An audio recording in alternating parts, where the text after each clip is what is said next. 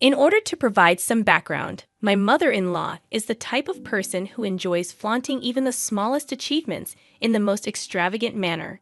Despite lacking any sophistication in her own life, she goes out of her way to pretend that she is the talk of our society. One glaring example of her absurd behavior is the monthly club party she hosts. To clarify, there is no actual club. She merely invites her friends and coworkers for an evening gathering because they share the same profession. She refers to them as her fellow IT geeks. This peculiar ritual has been ongoing for quite some time. During these gatherings, all they do is brag about their accomplishments and achievements from the past month. Given the context, you can imagine how eager my mother-in-law was to announce that my grandfather had arranged a destination wedding for me, complete with a 6-day stay package. This was his generous gift to me, as I had shared my dream wedding plans with him on numerous occasions. Considering my limited budget and the size of the venue, I had meticulously curated a guest list. My husband and I had discussed the situation beforehand, and both agreed to prioritize our guests. Coming from a large family, narrowing down the guest list was challenging, but I managed to invite 22 people, while my husband invited 18 of our close friends and family members whom we regularly interacted with. We were all set to send out the invitations when my mother-in-law unexpectedly showed up at our house late one evening, uninvited and unwelcome. It was already 9 p.m., and her presence irritated me from the start.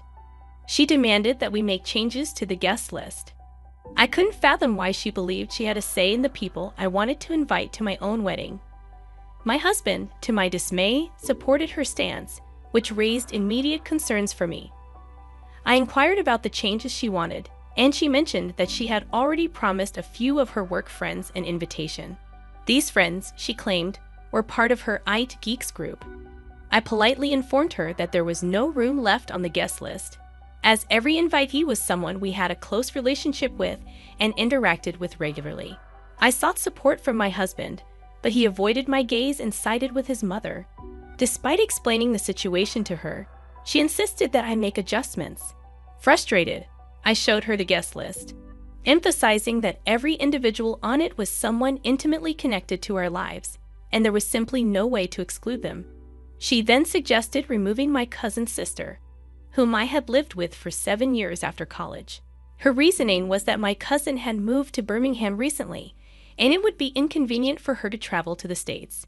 My patience wore thin, and I asked my husband to reason with her, but he continued to support her perspective, emphasizing the importance of inviting her chosen guests, especially after she had shared details about the destination wedding with them. I tightened my lips in frustration, feeling utterly lost on how to reason with my own fiancé, who was clearly being irrational. My anger boiled over, prompting me to storm out of the room. The following day, I woke up with a resolve. I would give them a taste of their own medicine. If they could be so thoughtless about my wedding, all for the sake of saving face in front of their colleagues, then I could be equally inconsiderate. I dialed my grandpa and recounted the events from the previous night. When I finished explaining, I made it clear that I wouldn't waste my energy trying to make them see reason. Instead, I decided to strip away the main attraction from their little charade. I informed my grandpa, whom I love dearly, that I was removing him and grandma from the guest list, along with my dad's brother and his family. I also asked him to resign the gift he was giving me since he was no longer invited. Thankfully, my grandfather understood my intention and supported me without harboring any resentment. When I sent the updated guest list to my mother-in-law and fiancé, they were taken aback. I calmly informed them that those were the only individuals I could remove, but in doing so, we had lost our wedding venue. I made sure my fiancé understood the urgency of finding a new venue within the next 2 months or postponing the wedding. Additionally, there was the hassle of reprinting the invitation cards and arranging accommodations for out-of-town guests. I wanted both of them to grasp that none of this predicament would have arisen if it weren't for the generosity of someone in my family who had funded half of our wedding. However, I didn't expect them to suddenly start apologizing for their actions. My mother-in-law came over again, expressing remorse for coercing me into altering the guest list. She implored me to call my grandpa and invite him back, asking him not to cancel the hotel reservation or make any changes. I couldn't help but wonder why she was apologizing now, after she had already achieved what she wanted. She had made a commitment to her colleagues, and now they were receiving invitations. This weighed heavily on her, and she vocalized her frustration, noting that inviting them wouldn't make sense unless the wedding was at a destination. She emphasized that a non-destination wedding would be ordinary and uninteresting to others. Upon hearing her express these thoughts, my husband finally admitted that he regretted supporting her decision. However, I wasn't ready to let his actions off the hook so easily. I reminded him that he shouldn't need extreme measures for him to support me in obvious situations. Although he apologized once again, I made it clear that my decision was final. It was a done deal, and even if I were to reinvite my grandpa, we wouldn't get back his incredibly generous gift. Was I being an angel for standing my ground? I recognized that, ultimately, the wedding was mine, and I should focus on myself. Yet, I couldn't help but feel a bit petty about not reversing my decision. Did this make me a bad person? However, my mother-in-law wasn't finished causing problems for us. As I mentioned in my previous post, I had no intention of asking my grandpa to reinstate his gift. This decision visibly upset my mother-in-law to the point where she began a habit of calling my fiancé every other day. She portrayed me as an ungrateful troublemaker seeking revenge. While, yes, I had taken certain actions that made me feel good, her labeling me ungrateful when she was responsible for this situation felt like too much. But it didn't end there. She went a step further, advising my fiancé to reconsider his life decisions, insinuating that what I had done was just the beginning and that his life would be this way if he married me. During one of these conversations, my fiancé was speaking on speakerphone, and I'd overheard these hurtful words. I was grateful for this transparency because I knew that my fiancé typically concealed anything that could potentially create discord in our relationship. He did tell his mother that she had crossed the line, but he didn't confront her more assertively. It's his relationship with his mother, and I understand that I can't ask him to sever ties with her just because she dislikes me. However, I am aware that if her interference continues, I might reach a breaking point, as I can't imagine enduring this for the rest of my life.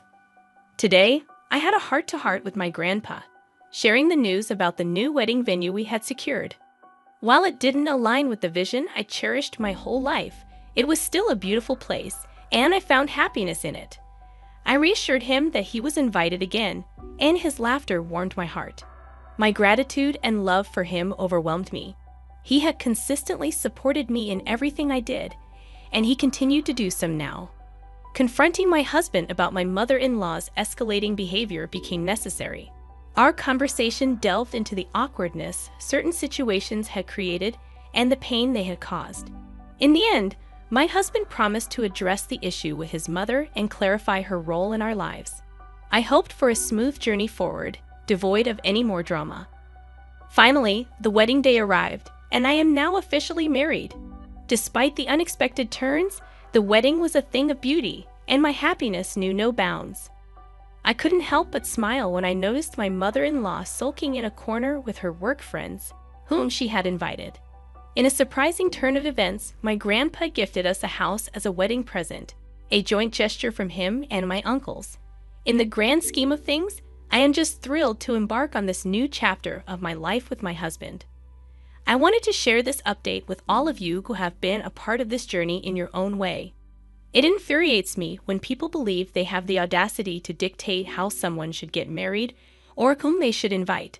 It's high time someone reminded your mother-in-law that her time to influence these decisions is over. If she wants to flaunt, she can plan her own event in the future. You should firmly tell her to back off and leave you in peace. Are you absolutely certain about marrying that guy? Anyone with an ounce of insight would have seen through the manipulative game your mother-in-law was playing, and yet he supported her. You're not clueless, but perhaps you should scrutinize your life choices more closely. On a personal note, I live in Queensland while my family resides in New South Wales. Recently, my parents and my 27-year-old sister decided to invite themselves to my house for a week-long holiday after their cruise got canceled. Frankly, I wasn't thrilled about them staying for such an extended period, especially considering I'm pregnant and already juggling the responsibilities of caring for a 2-year-old. To complicate matters, our house isn't spacious enough to accommodate multiple guests. I have only one spare queen-size bed, which my parents were occupying. My sister, however, opted to sleep on my couch. She could have shared my bed with me since my husband is away for work, but her snoring and my constant nudges to roll over didn't make it a viable option. After 2 days of their stay during dinner on the second night, my dad dropped a bombshell. He casually mentioned that they had invited my sister's boyfriend of just 5 weeks to fly up and stay with us for the entire weekend. He had already booked a ticket and would be arriving on Friday morning at 9 a.m. I had never met my sister's boyfriend. After all, he had only been part of the family for 5 weeks. What infuriated me was that no one bothered to consult me beforehand.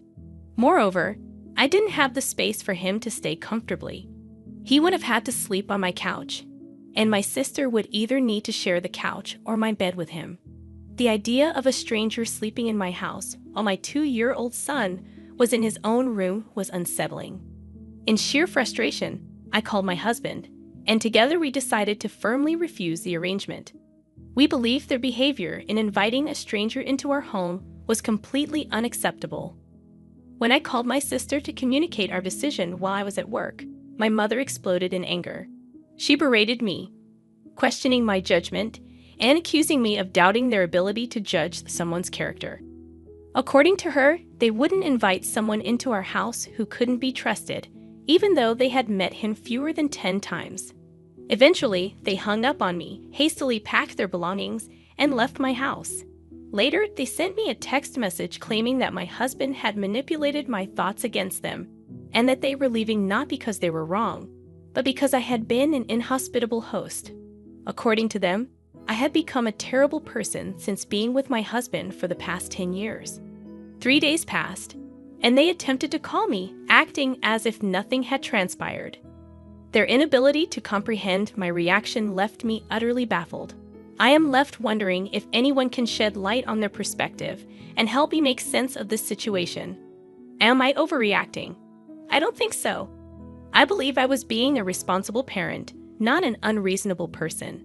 I didn't invite them, and I certainly don't have a serial obligation to be a gracious host to a family that essentially invaded my home. To top it off, they invited a 4th person, a complete stranger, to stay without my knowledge or consent. Their entitlement is baffling. It's almost like they can't stand the fact that I've grown up and am making decisions without seeking their approval. This is the moment to establish boundaries. In my response, I made it clear that I'm not a terrible host because I didn't invite them in the first place. They invited themselves. I generously accommodated them despite the disruption to our usual routines. However, inviting another person into my home without my consent was completely unacceptable. Their tantrum when I refused to cave in and their subsequent decision to leave for alternative accommodation, all the while attacking my character, means there will be a new set of rules before I consider hosting them again. I won't be going to hang out with them after the immature behavior they displayed in my house. I've had enough of their inappropriate actions for now, and I've decided to limit my contact with them until I feel I can face them again. They crossed a line by inviting someone I've never met into my home without my approval. They didn't ask, they simply informed me that it was happening.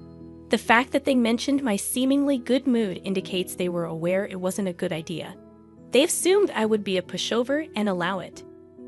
I'm standing up for myself and the safety of my children, and I know I'm not in the wrong here. I'm a 33-year-old woman, currently 5 months pregnant, while my 35-year-old husband is away on a business trip, set to return next month.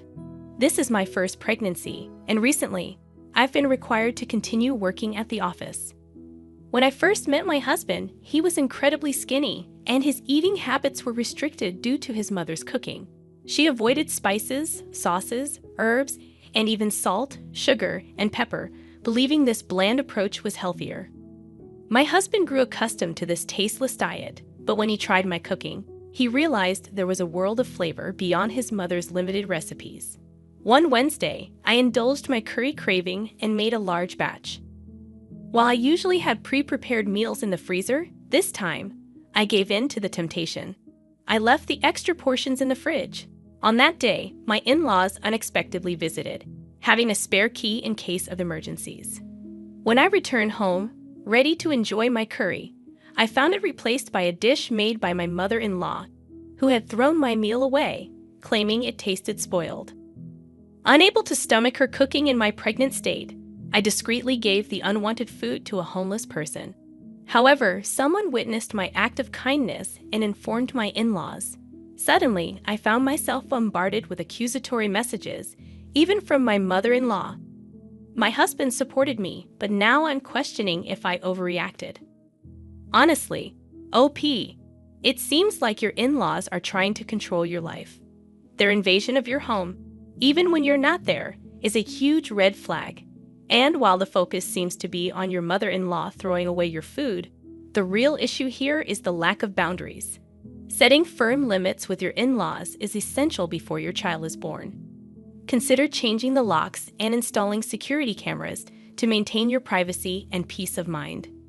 Remember, your home is your space, and you deserve to feel safe and respected within it.